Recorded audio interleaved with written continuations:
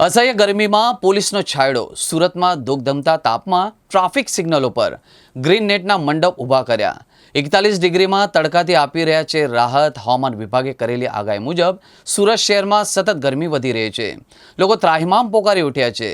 घरनी बहार कामकाज माटे निकळता लोको गर्मी में शेकाई रह्या छे अने वाहन चालकोने पण सिग्नल पासे ऊभा रहेवामां भारे तकलीफ पड़ी रही है।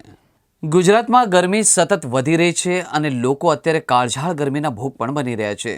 अत्रे नोंधनीय है कि अनेक शहरों में तो अत्यारे घरनी बहार निकळवुं पण अघरू बनी गयुं छे।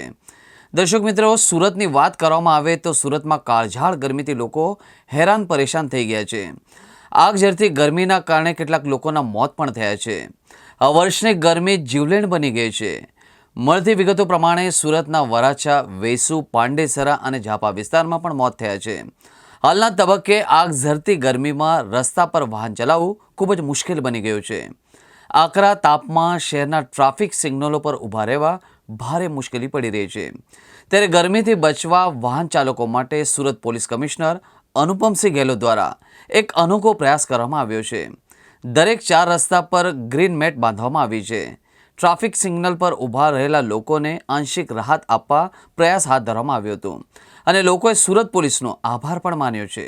हाल पोलीस कमिश्नर सूरत शहरना हुकम मुजब हाल जे काळझाळ गरमी पड़ी रही है एना माटे दरेक जे मेन सिग्नलो आवेला छे सूरत शहरमां ट्राफिकना त्यां अमारे छायडो बनाववानी व्यवस्था करवानी हाल चालू छे।